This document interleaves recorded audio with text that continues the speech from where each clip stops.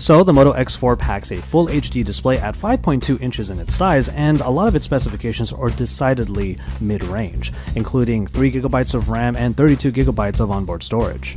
The handset itself does look like a recent Motorola device, with the fingerprint reader below the screen, and it kind of looks like a home button, but it really isn't. The phone still uses soft keys, and it's a little bit confusing from time to time, but right next to it is one of the microphones that the Moto X4 uses for great sound recording. What does go by the wayside, however, is any customization on here. You get a glass panel design on the back with a dual camera setup in the big circle at the top.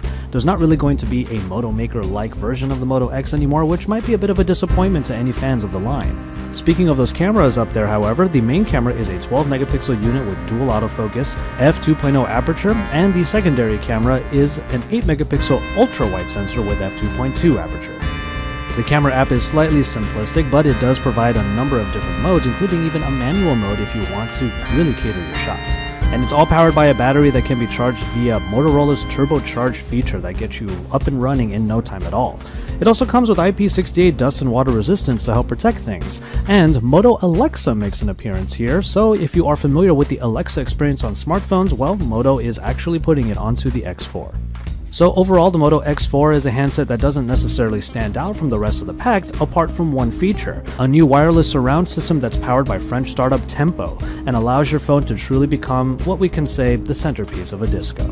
Utilizing the hardware stack and some root system access, Tempo software allows you to play music on up to 4 Bluetooth-powered devices simultaneously. The software is baked into the OS, and it will allow the X4 to stream to any Bluetooth device, old or new, as long as it has the A2DP music profile.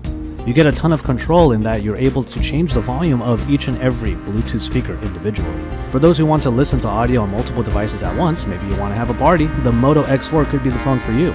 Tempo software is exclusively launching at the moment on the X4, but it could appear via other manufacturers in the future.